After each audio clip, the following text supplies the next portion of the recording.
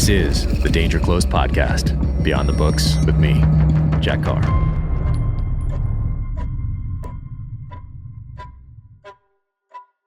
Welcome to the Danger Close podcast, an Ironclad original presented by SIG Sauer.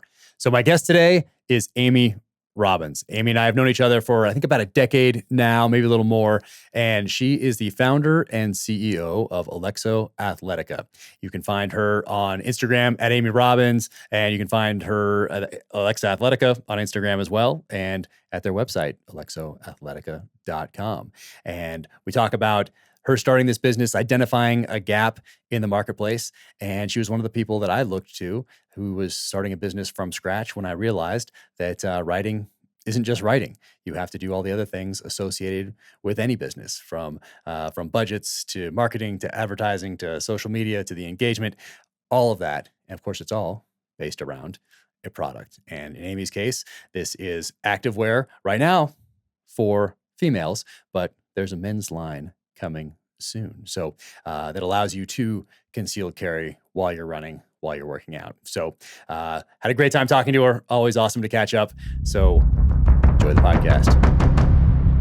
Yeah, the last time I saw you was after the second book came out, True Believer. So that was end of July, early August of 2019, before the world changed, and at a book signing out in Dallas, and had a little dinner, rushed over there, did the book signing, and that was so cool of you guys to come. That was awesome. Sincerely appreciated. Great. Well, it was awesome to see how many people you have at those book signings. I mean, I've gone to plenty of book signings for friends before, and they definitely didn't have the draw that you did. So it's just really cool to see how receptive this book has been in this community. And, so congratulations on all of your success. Oh, thank you. Thank you. It's been crazy. Like, I haven't had a chance to pick up and look around and take a breath at all. And I keep getting asked about, hey, are you so excited that Chris Pratt's filming this series out in LA? And I'm like, yes. And next thing. And I jump right into the next thing, but I haven't had a chance to process any of it, because I always thought, okay, that's how it goes. You write a book, it becomes a New York Times bestseller, then an A-list star, an Oscar-winning director, you make a film, and you just keep going, and you're just running and sprinting and doing. And, like you do, you were my example as I left the military, and I realized okay, I wrote this book, and it's getting published here in a couple months. And I'm starting to figure out that writing is not just going up to the mountains, living in a cabin, writing a book, sending it to New York, having them publish it, and then you start your next one. There's a whole host of other things you have to do, like you would with any other business like yours. And you have to do that budget. You have to do the advertising. You have to do the marketing. You have to do the social media. You have to do the engagement. You have to build a brand. You have to do all that stuff that you'd have to do for a coffee shop, a clothing brand, anything. And so I looked at you and I was like, okay, how has Amy done this? What is she doing? Is she, how did she build this business? How did she identify a gap out there and decide then to make the decision to go all in and fill that gap and meet a need and then build it? So, thank you. I didn't know that. I didn't yes, know you did. I didn't know that I inspired. No, I did not know that I inspired you, because I have to tell you, your social media game is so strong. And okay, you said this is kind of what you have to do to get a book out there, but I feel like you have gone above and beyond, because it's definitely not the normal path. Not everybody's book is turning into a New York Times bestseller and then getting picked up by an A-list celebrity, So no, you have done an amazing job, and I think it goes to show how important it is, especially for our line of work, with the community that we have around us, the 2A community, the military community. They're looking for brands and companies to support, people that support them, that understand, their belief system and are there for them. And so I think when you understand how to really tap into that grassroots movement, you have something very special that happens. And I think both of us have been on the receiving end of that special thing that happened, with both of our brands. So it's pretty awesome to watch. Oh, thank you so much. And and you can't fake it. That's the other part. So I knew you ahead of time, and I could look at what you were doing to build your business and your brand and engage and do the social media stuff. And I knew it was you, and it's authentic and it's real. So if you don't know the person, don't have a connection, and you're just looking at a company, you can take some things from Apple. I could see, hey, what was the difference between getting my iPhone in that nice box, that experience, and getting my BlackBerry years ago? Like there was a different experience there. Why is that? Or how does Red Bull launch a new drink? Okay, I see that, but I don't know anybody there. But I know you. And then I saw what you could do. So I could see, oh, so there's that, people overuse that authenticity thing, but there's not a better word for it. But the better word doesn't exist to describe what it is. And it's just being you. And people could totally connect with that because you cannot fake it. And maybe you can for a little bit, but it would be exhausting to try to fake it.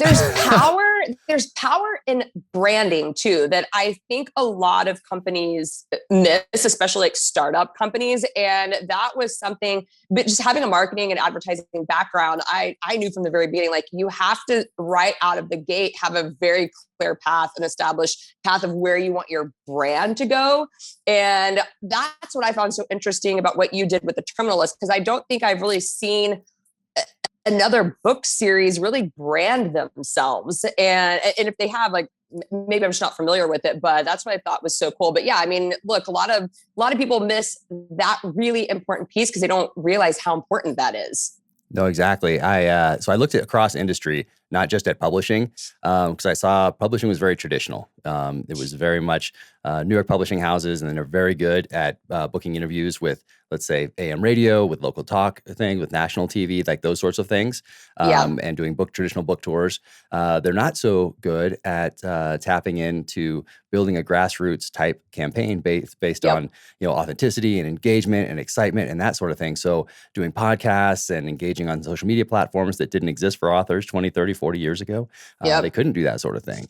Well, now you can. So really, I looked at you right out of the gate because I knew you and could see what you were doing. I knew the Black Rifle Coffee guys, could see what they were doing, that sort of thing. And then some of those bigger companies that I didn't know, that I picked little things from, and then just decided, hey, what can I incorporate? What should I discard? And then just make it me and just be myself and share the journey. Really, you couldn't share the journey as an author 30 years ago because your book would come out. They'd book you on a couple of shows, maybe you do maybe an article in a magazine, and that was it. Yeah, there was there's no other way to do it. You're waiting on another person to kind of determine the success of your career. Yep. And, we're probably a lot alike in this. Like, I don't want to sit around and wait for somebody else to map it out for me. If I can have my hands in it and I can be involved in this, then I really want to build it from the ground up and be involved in every single piece of building this company. And I think people love now, like, especially with social media, if you can show them the behind the scenes, or you can really let them tap into a piece of who you are, then they feel this connection to it. And it's so much fun. I mean, it really is. It is. People complain about social media and all that. And, there are definitely some downsides, of course, but if you just focus on the positive side of it and use it to in a positive way that adds value to people's lives rather than getting on. Yeah. And there's plenty of negativity. Easy to get on and be negative or say something that's is incendiary and then walk away. That sort of thing. That's just okay. That's just how it's going to be. But you don't have to join in on that, especially if you're building something that is I try to add value. So before I do any post, whether it's one sentence or a paragraph or it's a blog or the book. People are trusting me with their time. Like, they're trusting me with their time when they spend time in the pages of this book or listening to the audiobook, or they're scrolling through Instagram and they've trusted me with that most valuable of commodities. So I feel this responsibility to add value with that. So I try to be as thoughtful as I can. But a lot of it, absolutely. Well, I mean, we do the same thing too, because especially in our line of work, when we're really pushing, we make conceal carry athletic wear for women, about to launch our men's line this year. So keep an eye out for that. I know. I want to talk to you about that because I saw the little teaser on the website. I was like, wait a second, is that a guy? I haven't seen that before in this. Yeah, we've got some really exciting things coming out, but it's kind of the same way. Like, we knew we didn't want to just make a product, a piece of clothing, send it to the customer, and then leave them to go figure out what do they do with it. What are they supposed to? What do they do next? We don't want the most exciting thing in your life as a firearm owner or someone that's journeying into this whole world of self-defense and self-protection to just get their self-defense tool, and then that's the most exciting thing that happens. We wanted to go along with them on the journey, so we have to be really intentional about just like you, every post that we put out there. Is it adding value? Is it giving them an idea of how to style it? Is it giving them an idea how to be a more safe, proficient, trained person when they're using their self-defense tools. So I think that you definitely tap into something there when you're saying, look, we don't just want to like throw a post up. It really has to make sense and add value to whatever our customers are looking for. Yep. No, you're a great example of that as I was studying the landscape and figuring it out, or trying to figure it out anyway. It's a constant game of adaptation and evolution. But so when you decided to start Alexo Athletica, so how many years ago was that first off? And then how long between when you like had the idea or you started thinking about it? How long from that idea to launch, to that first product going out, to that website going out, to that first post announcing that you're launching this new line of women's wear where they can carry concealed as they're running and working out and that sort of thing? Because it was definitely, there wasn't anything like it before. At least I wasn't aware of, and I wouldn't be aware of it as a as a guy. But with being married and my wife, we weren't aware of any other company out there that was doing something like that. That was so purpose built. Well, at that point, there wasn't. So I had never even thought about concealed carry until I started working with NRA TV and hosting a TV show with them. And everybody that was around me at that point did carry a firearm with him. And I was one of those people. I wasn't in the gun industry. I didn't have a military or law enforcement background by any means. Always been a strong supporter of the Second Amendment. And I think people have the right to choose however they want to defend themselves. So I was a big proponent for that, but it wasn't really a part of my life. And so when I started hosting this TV show, I kind of went on this journey of seeing really like what it means to be a safe, responsible gun owner, and then what it means to really take it to the next step and have some kind of tool on your body. So I saw all these people carrying guns and I was like, are you just like really paranoid? I mean, like, why do you think something's going to happen to you every single day? And that's why you carry a firearm. And like, I just didn't get it. And so that was in 2014 that my eyes kind of got open to the fact that people did carry guns on their body. And so in 2015, I started training for a marathon. And again, I didn't carry any self-defense tool with me at that point. And it wasn't until I got followed and harassed when I was on my run that I hated the feeling of being defenseless and helpless. And I was like, wait, okay, maybe all these people there's something to them carrying a firearm and being prepared for these type of situations in life. And so I started researching and I was like, man, I really need to carry something with me. I got my license to carry immediately. And I was like, wait, Lulu doesn't make pants for me to put my gun holster in. Shocking. Nike doesn't have something. Once again, shocking. Yeah, shocking, right? And then I went to the only thing I knew was to look at like some of the stuff that was already being made like in the gun space. And they didn't have built-in ability to carry, or it was like really tactical looking and it just didn't fit my lifestyle or my aesthetic. And so when I started looking at the numbers and how much concealed carry was on the rise, it was like 500% increase at that time when I was looking at it. And I knew women were wearing athletic clothes 80% of their day, even if they're not working out. I'm like, why has nobody fused these two worlds together? It is a niche market, but it's a great way to enter into a saturated athletic space and be able to differentiate yourself, but also have this extreme purpose and mission behind what we're doing. And so in 2015, I started sketching out drawings as, amateur as I was like, I think I need it to do this. And I need these holsters to be here. And I need it to have this type of retention. And I also need it to look and feel and function just like my high quality athletic wear that I'm currently wearing. And I need it to be things that I can just wear all day long. I can go on my run and then I can go and run around, town and do whatever I need to do. And so that was in 2015 that we just started sketching out the idea. I presented it to my husband. I said, hey, I've got this crazy idea just to start this company. I think it's going to be really big. And I showed him the numbers. He's the analytical process guy. I'm more of the entrepreneurial minded part of this couple. And, he was like, wow, these are some good numbers and there's some real potential here. I convinced him somehow to jump on board with me and let's start this company. So we started looking for manufacturers in 2015. That is not an easy process by any means. And when people tell me they want to get into the garment industry, I now understand why people try to tell me to run far away from Yeah. it, because it is not an easy industry at all. A lot of shady people. We came up against a lot of challenges at the very beginning that we thought we were going to have to close our doors due to some of the run-ins with some of our manufacturers. But we got that nailed down, and it took us about a year, almost 2 years of R&D to really perfect the fit and the function and get the quality of fabrics that we wanted. And we launched in October 2017 is when our first products actually like hit the market. Yeah. And it was crazy because that month, and we had no idea that this was going to happen. It was perfect timing. The Me Too movement hit October 2017. So you start hearing like that these women are actually coming forward and saying, hey, look, these things happened to me. They were, assaulted or sexually assaulted or horrible things were happening to women that weren't getting the public attention that we knew. We knew this was going on, but it wasn't in, national media. It wasn't in national news. People weren't talking about it. So we were able to say, look, we provide Alexo provides a solution to this problem. Like, we never want to have to hear another woman say me too. We want them to be able to say not me or never again by taking ownership and responsibility of their protection. And so because of that, it was really crazy. We got a lot of free earned media that helped out with marketing expenses when you're a new company. And from there, it just kind of took off. Yeah, I mean, it's so professional. Like all your stuff, obviously, my wife wears it, of course, and I put it in the third novel in there. I put it in Savage Son. One of the characters wears it.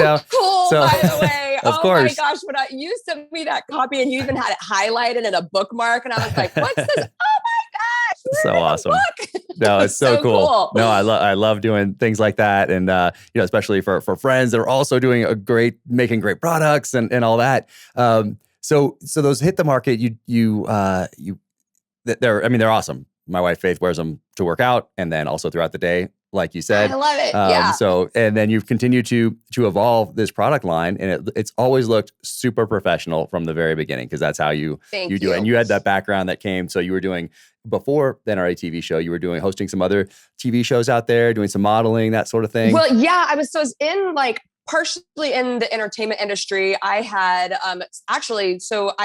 started a talent management company as well. I had worked, my first advertising actually was working with NRA TV. So that's kind of how I got into advertising and marketing. But yeah, I mean, I call it a Jackie of all trades because I literally I had my hands in a lot of things at that point. But yeah, I had managed a musician's career at one point. I had written a couple of reality TV shows. I just love the entertainment industry.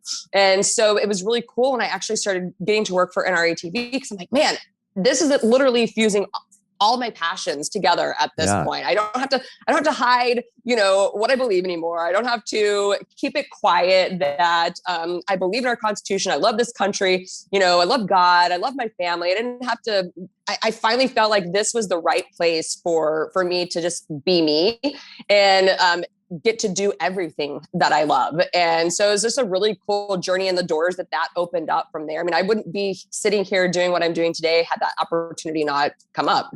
Amazing. And so when you started this, was it garage? Like when you hear a startup, like that's how I think of writing right now. I didn't think of it before I started it. I thought you just wrote, but now it's like a garage startup. Like you're in there.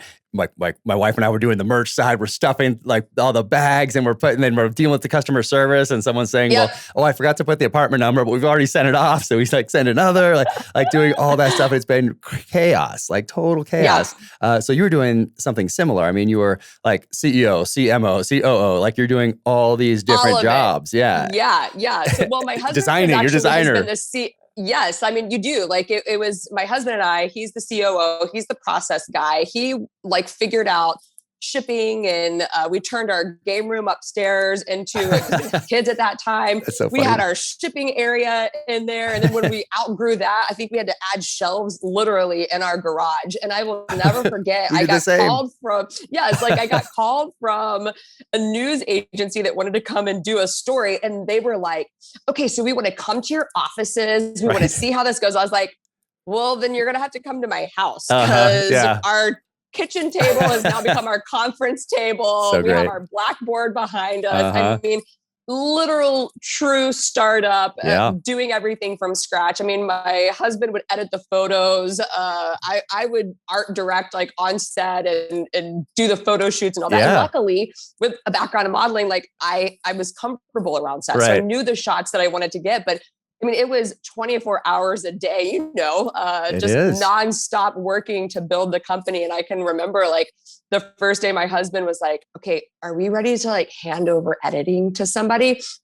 And he still does it occasionally because he's very picky on like what he wants for the video editing and for the photos and everything. But I think that we were able to portray that we were a lot bigger than we were. Yeah. People didn't realize it was literally just us two Yep. running everything Oh, from the yeah. very beginning. It's Yeah. it's crazy because people from the outside looking in, they think, okay, you have your warehouse, you have your shipping department, you have your customer service department, you have all this stuff, and it's you and your husband in there doing things. And very similar here, people would reach out and say, hey, we want to connect with your team on this. And I'm like, okay. We're Sure, connected now. I'll send you an email. Yeah, exactly. We're there. But at this stage, so did you grow out of that at some point? Because I feel like Yes. I'm at this stage where, okay, fourth book is coming out. We got podcast is now up and running. Ironclad is taking care of all that professional side of it. So I do this part of it, and I don't have to figure out, because I couldn't figure out how to do all the technical aspects. I have a fantastic friend who does my web stuff and the graphic design stuff and all that stuff. So now there's a team being built here, but it's yeah. So we're in that building phase. So did you get to that phase? Do you now have people that are doing some of these other things, and have you scaled it? Absolutely. We wouldn't have been able to keep up with shipping for sure. Like shipping and finding the warehouse and getting a shipping team together was one of the first things we did, along with like our web developer. And we had nailed down, they weren't full-time photographers first, but we knew the photographers that we loved to work with that could get the shots. We knew they had the studio space and we could knock that kind of stuff out very, very quickly at the last minute when we had new products coming in. We're in the part where we're transitioning right now to a fantastic marketing team that's really able to help take us to the next level, because ultimately we all have to be freed up to do what we're the best at and what our strengths are. And, I know that like at some point I had to pass off customer service. I used to hand write thank you notes to every customer. That's awesome. That bought our stuff. And I loved it because I felt such this awesome connection with them. I knew the name of every single one of our customers. I'd go find them on Instagram and I'd like DM them personally, like from my personal account, and say, thank you so much for buying these pants, That's awesome. And then they would come to me if there were customer service issues. And I'm like, okay, at some point I gotta hand this off. I if there's a defect in the product, I can't be handling every single one of these like issues, you know? So yeah, I mean, we're definitely growing and assembling a fantastic team. I'm still obviously very hands-on with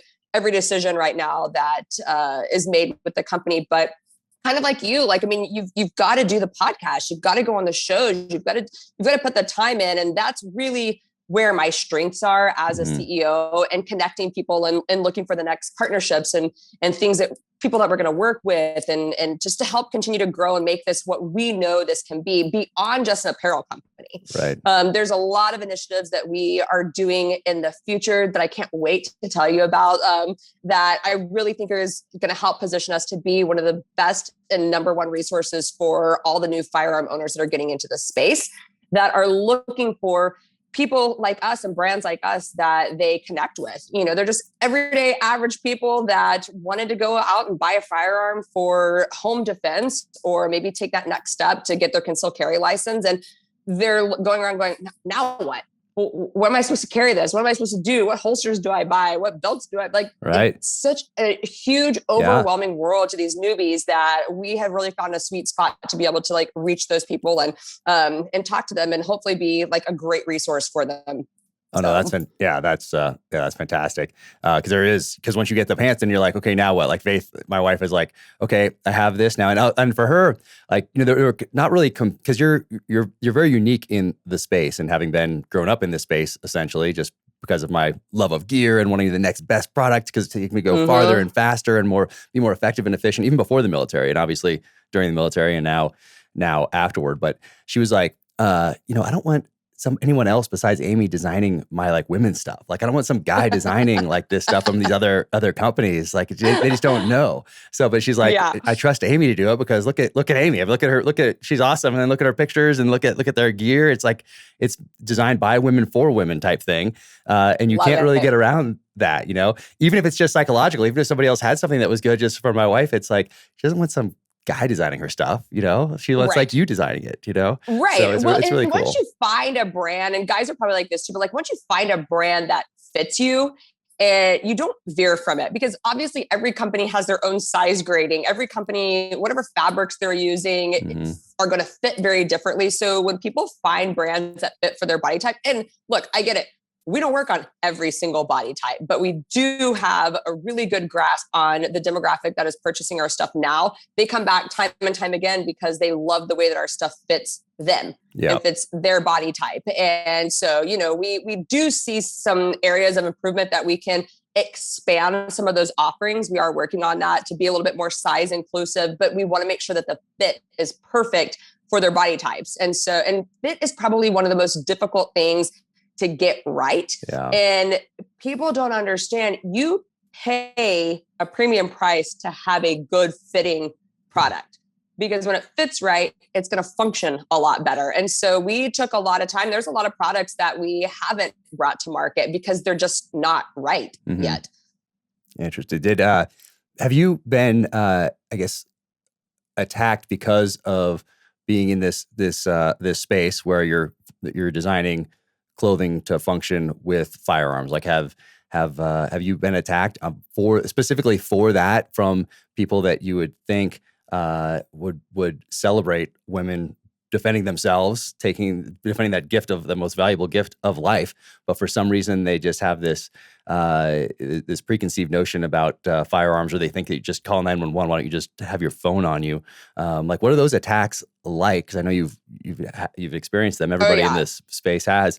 So what are those attacks like, and how do you deal with them? Do you just let them just brush them off and continue to go forward, or like how do you how do you deal with that? Well, I mean, look, I have tough skin. I've always had tough skin ever since I was a young kid. And when I get my mind set on something and I believe in something, it literally doesn't matter to me what the naysayers say. And I think when I really started learning about kind of what the counter ideas to firearm ownership was working with the NRA. And I think that really helped me learn how to overcome that and look past it. But yes, I mean, obviously when we launched, the most shocking to me was the backlash that we were getting from other women. So these ultra feminist women who are out there marching in the Me Too march that didn't accept our product was kind of mind blowing to me. They on one hand want to say that this shouldn't happen to women, but they don't want to give women the choice to defend themselves. Or they would they would say a gun in the hand of a woman is, 80%, I don't know what statistic, they make up statistics, 80% more likely to die if there's a firearm in the home. And I'm like, hold on a second.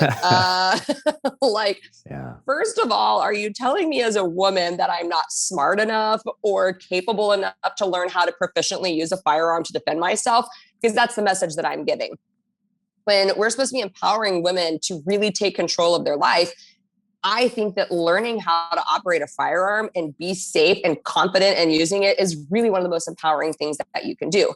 That doesn't mean every woman is going to choose to carry a firearm on their body, but just knowing, like having the knowledge and the skills that if you did need to use it, if someone broke into your home and you needed to protect your family, and let's say your husband's not there or you're not married and you live by yourself, like that is so empowering to be able to say, I don't have to call the cops. I'll take care of it myself. I don't want to wait 7 minutes. I want to take care of the problem like right now. Yeah, 7 minutes is too late oftentimes. That's way too long. You're not going to tell the criminal, hey, wait right there for me for a few minutes and hold on until they get here. So yeah, I dealt with that a lot. And honestly, I mean, the way that I looked at it was just to continue to educate, because I know a lot of this is coming from a place of lack of education and understanding and fear around firearms. And so whenever I would do a response with the media, or I would respond on social media, I would just say, look, here's the statistics of how many women feel unsafe or have actually been assaulted or murdered when they're running, women need a choice in choosing how they defend themselves. And Alexo, the company itself stands for, I mean, Alexo means to defend and to help. That doesn't just mean with a firearm. That means we support your right and we choose however you want to protect yourself. So, if that's not a firearm yet, take your mace, take your taser, take whatever it is that is going to help you feel confident in going about your daily life. So yeah, no, it doesn't bother me at all. It actually drives me to continue pushing and continue getting the word out there, because eventually it's going to resonate. And a lot of these women that are against carrying firearms, my prayer for them is that they just never have a situation happen to them that they wish they had a self-defense tool on their body. Yeah. So, our message is be proactive, and be proactive as much as you can, not reactive. And hopefully, that will resonate with a lot of women. Yeah, for most of human history, we have had to take responsibility for our own protection. We had to take responsibility for putting food on the table for our families. For this only tiny, this slimmest little sliver of human history, have we been able to call 911, outsource that protection? Have we been able to go to the grocery store, outsource someone else getting our food for us? So there's something very visceral and primal and very natural about wanting to protect the gift of life that is kind of, if you're in tune, I think with the outdoors, with nature, there's something that just brings you back to some of those more primal type instincts and responsibilities, rather than just hoping that some entity is going to protect you, and that life is always fair and no one's out there to hurt you. Or if they are, you just call 911, that sort of thing. So it's just for the smallest part of world history, really, have we been able to outsource some of these things. But 7 minutes is a long time. 2 minutes is a long time. 1 minute. That's way too long. Is a long time. And specifically for women, like I always thought about that for, my wife going out for a run. I mean, you can, like, sometimes if you're out somewhere and you have a backpack and you have a jacket on and you have a purse or you have whatever things, like, you don't know if they have in the glove box, if there's a pistol, or if there's one, an appendix carry, or if there's one in the purse, or like. But if you're running in some of these clothes that women wear, like, you can tell there's no firearm there. There is not. So which obviously makes, if you're a predator and you're looking at targets and you're like looking at okay, well, this person obviously does not have a firearm. Well, that's safer for me as a criminal. Here I go. It's crazy. So I always thought about that with my wife going out running, and then here up in the mountains, we have mountain lions out here as well, like that sort of thing. So it's and you're mostly running alone. It's just, for me, it makes so much sense to have a purpose-built product. Here you go. Here, now I have a choice. Now it's not like, I'm going for a run. I don't even have a choice. Even if I carry, usually in my purse or in the car, or there's one next to the bed, whatever. Well, now I'm going for a run, or I'm going to the gym, or I'm working out, and here's my clothes. There's just no place to put this. So I've chosen now not to, because there's not really an option. But it used to be so difficult. I remember when I first started carrying, I actually started with off-body carry until I took a sim training and I saw how quickly like a perpetrator can close the gap, like just 30 feet away. And I practiced drawing from my purse, and he got to me every time. Yeah. And that changed my mindset on, okay, I actually need to have a little bit more convenient place. But it was the idea of finding, okay, most of my Kydex holsters are custom fit to the model that I'm going to be carrying. So now I got to find my holster, find which gun, find which outfit. Oh shoot. Now I got to find a belt. I hate wearing belts. I don't even wear jeans. Like, I just want to wear leggings all day long. And I'm like, if we can just take out the thought process and just make it really easy and convenient for women, they're going to carry something much more frequently than if they have to put a lot of thought into it, unless you are really, really deep into this lifestyle, which that is a part of this journey. And there are women that are out there that are, they can't wait to go find their next holster, and they are really, really into it. But for the newbies, that's really our sweet spot. It's the people that are kind of like the casual concealers, the ones that just need to start getting in the mindset of thinking, I need to keep something on my body. We give them that ability. My goal from the very beginning was just to make a product that got women's minds thinking. And even if they didn't carry something, this product is still for them. They can just carry their phone. They can carry their lip gloss. They can carry all their other essentials, but they will always be thinking, wait, there's a place I could carry a gun.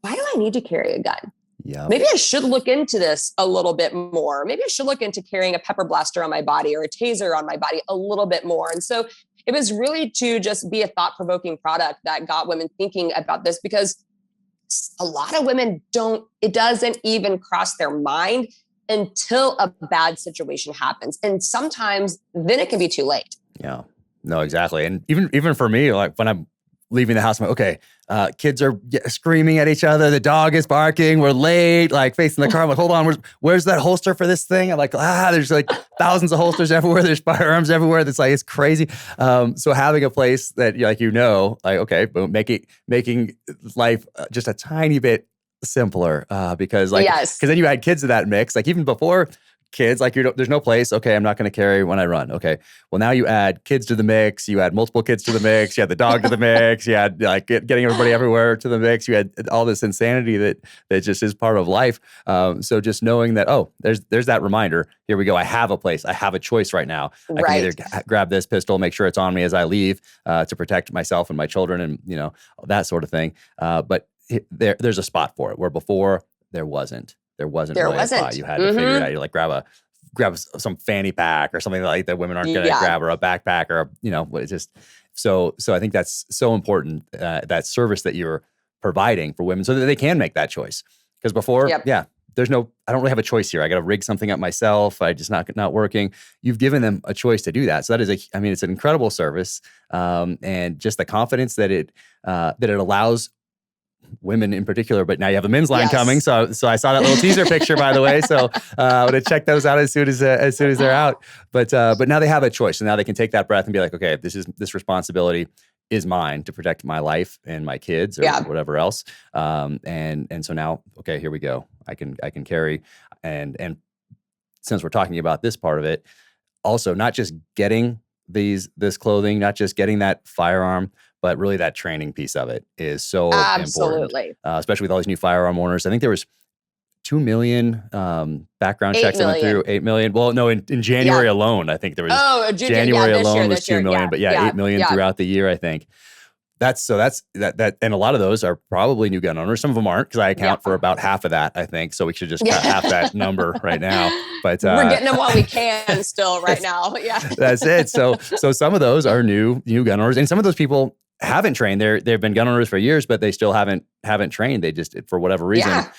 So the most important part of any of this, if you have that budget, is firearm, holster, these leggings, all the just getting that stuff set up, but then learning how to use it, and not just going to the range once to kind of be like, okay, firearm safety, okay, I kind of get it. No, you need to go and you need to apply this training to multiple different courses that take you along this journey so that you know your capabilities and, most importantly, your limitations with that firearm. I see a lot of people that go to the range or go to these classes that I've been taking for as long as I can remember, where they have a full-size pistol for the class, and then they leave with a subcompact. So training with that subcompact, or at least if you spend a lot of time on your full-size pistol, doing 2 courses of fire, I find very beneficial, that are exactly the same, but one's with that full size, maybe you keep next to your bed or in your car or whatever else. And the other one is that subcompact that you might carry when you're running or you're just going about your daily life. And then comparing those 2 courses of fire and being like, okay, I can see now that my capabilities and limitations with each one of these. I just don't assume that because I did it with my full-size pistol that I can also do it with this subcompact that I'm using when I'm doing my active stuff. So it's important to train with these firearms. And I'm so glad you brought that up, because what we've really identified, our company. So Alexo really notices too, like, yes, the firearm, the training, the self-defense component is super important piece of all of this, but so is the mental training. And so is being mentally ready, mentally strong, mentally tough, mentally aware of everything that's going on. So that training is, to me, just as important, if not more important than the firearm training piece. And then also the physical training, because like just strength, working out and keeping your body physically in shape, because really what good is your martial arts training or your firearm training if you can't first, maybe run away from the situation, Yeah. or you don't have the strength to get to whatever it is. So I'm so glad you brought that up, because that is really where we're headed as a company. What we're going to be focusing on, and the resources that we're going to be giving people is to increase the strength of their mind, their body, and their physical capabilities when it comes to being the most self-reliant, capable person that they can be. Because we've identified that there are millions of people that are on this journey. Mm-hmm. Some of them realize it. Some of them are actively pursuing the ability to be a self-reliant person.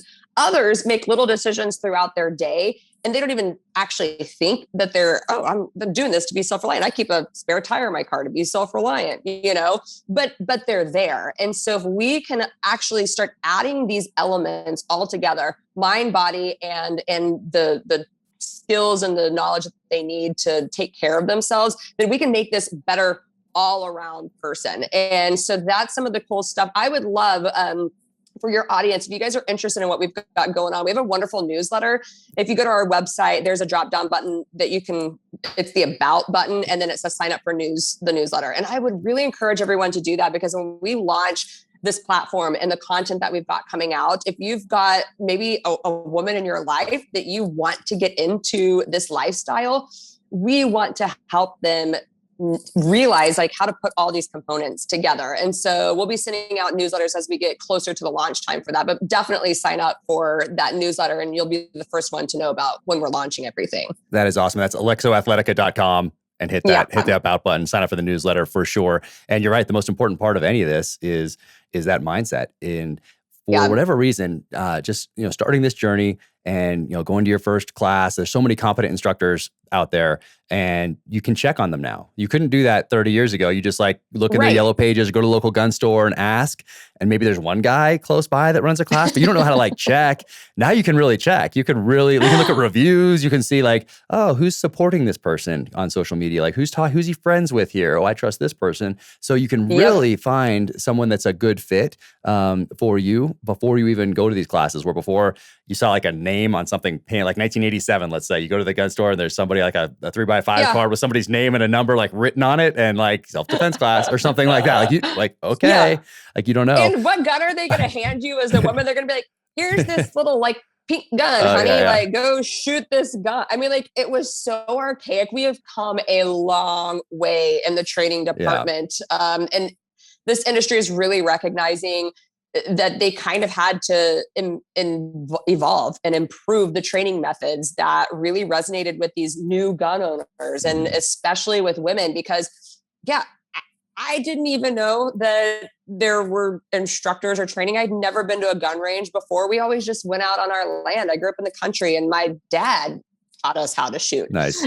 Yeah. He would put eggs up in the trees, and we would awesome. That's our target practice, nice. to blow the eggs up. It was a lot of fun. But I mean, I wouldn't have even known where to go. But of course, that was before social media. That was before the internet. But I would have never felt comfortable just going to a gun range and shooting guns, because I would have had no idea what I was doing, or what I was even looking to do when I got there. Yeah, no, exactly. But now you can research, you can check, you can connect with people. People are more apt to engage with you as they build, their businesses and their brands like we are.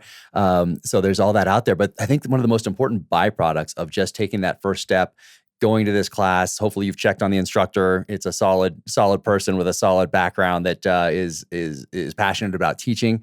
But what you get just from doing that is that situational awareness in your everyday life. That aperture opens without even talking about it, but just going to these classes and hearing conversations and being on the line and it just taking responsibility for your protection and that of your family. The biggest part of that is that situational awareness. And you realize that as you start down this path, just by going to these classes and taking that first one, then that second one, figuring out what works for you, what works for your lifestyle, what works for your family as you continue to go down this path. But the most important part of that is just realizing, I'm out of my phone. I'm looking around. Hey, you know what? That doesn't look right.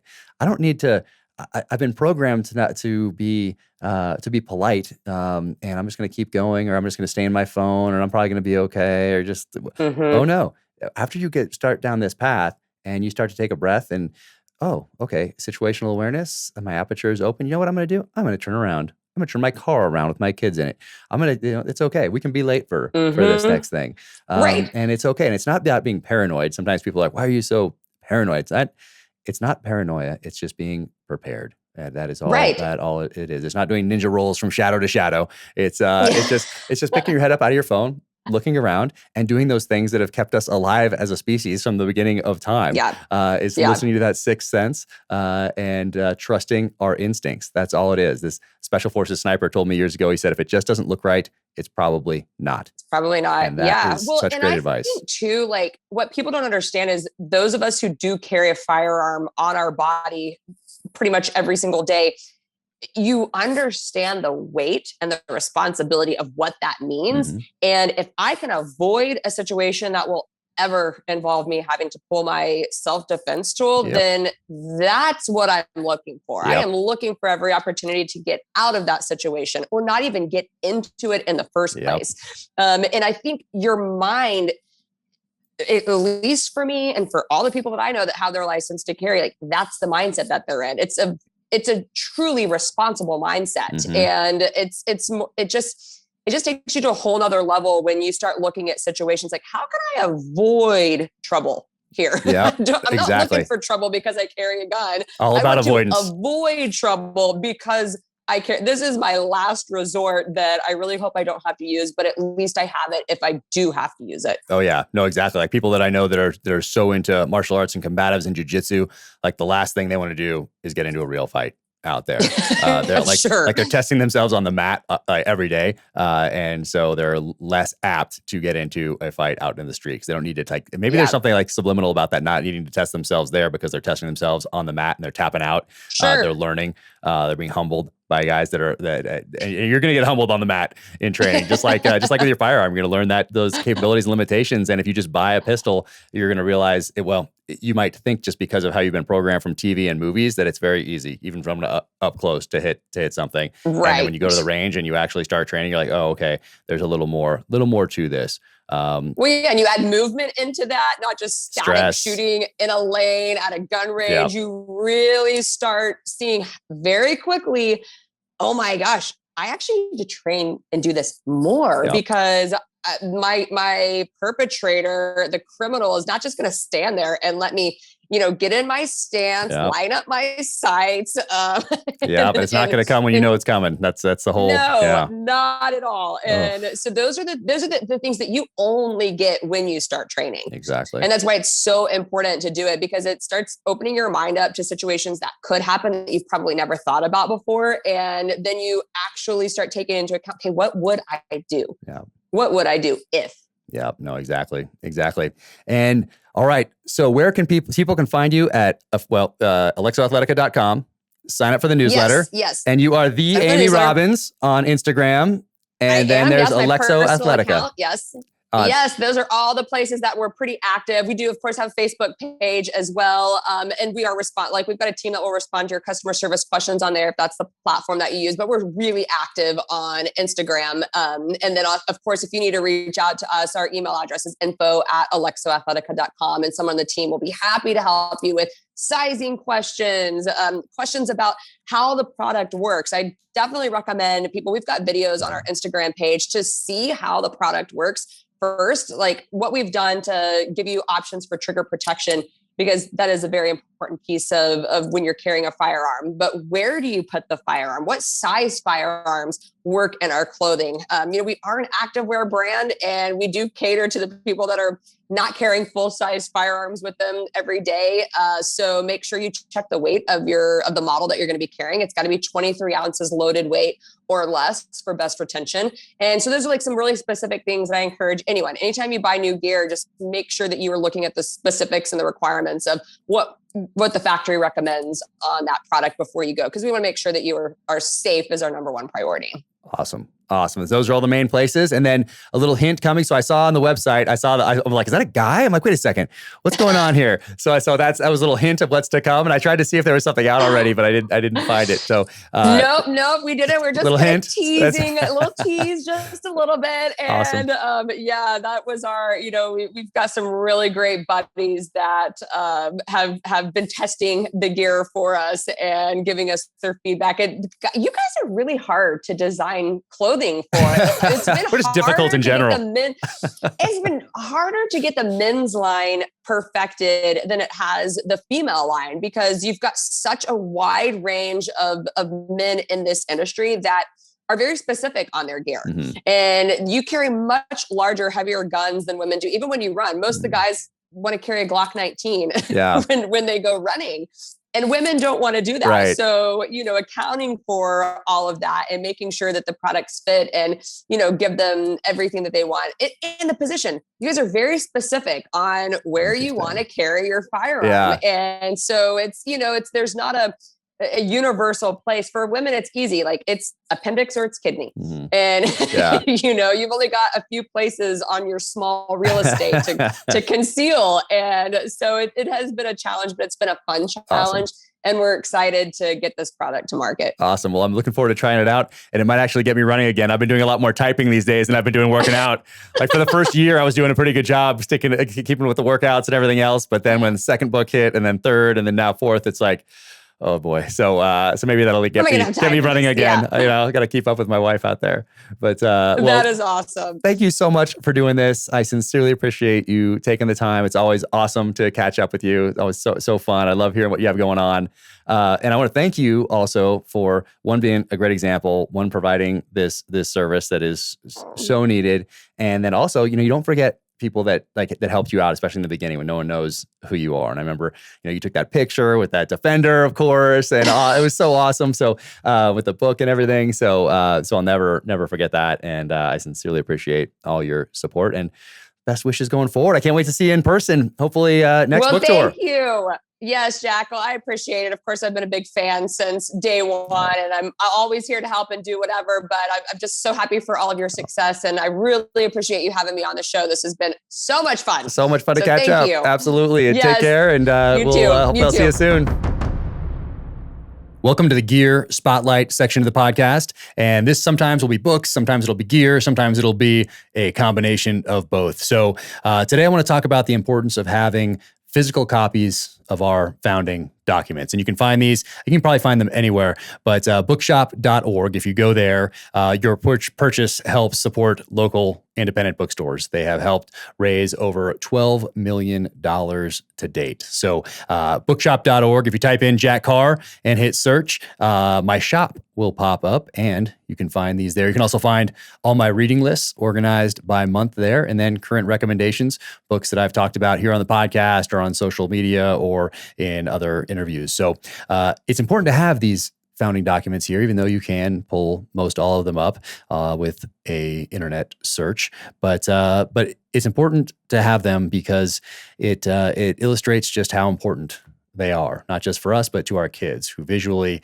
see these in a part of the house that is where they're prominently displayed right there on the bookshelf in the kitchen, the dining room, wherever that may be. So it's important to have, look at this leather-bound book here, Declaration of Independence.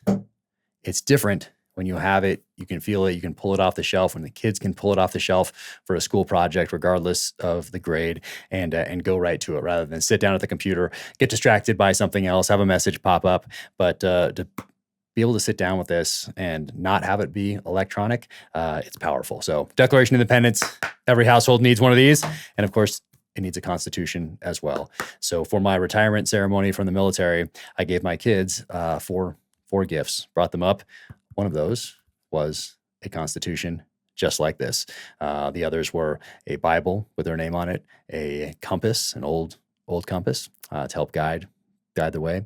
And then the other was a Winkler tomahawk. So they got those four things.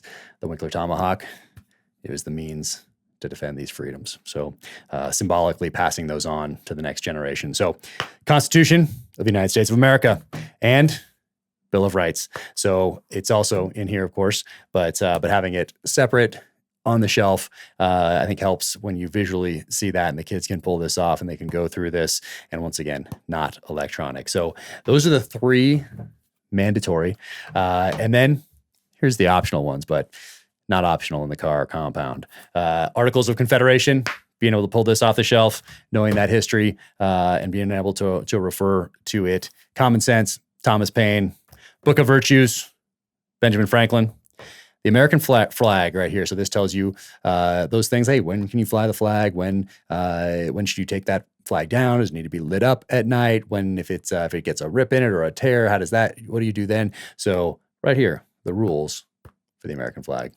And then rules of civility and decent behavior, George Washington. So these are just some of our founding documents enshrined in a way that illustrates to both us and our kids just how important they are for freedom. So get these, get them today.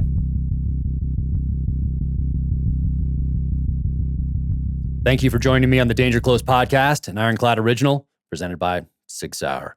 And you can find Amy at Amy Robbins on Instagram, Alexo Athletica on Instagram, all the social channels, and alexoathletica.com. And if you like the podcast, be sure subscribe, leave a review, hit that like button, and we'll keep bringing you more of these each and every Wednesday. So until the next time, stay strong, keep fighting.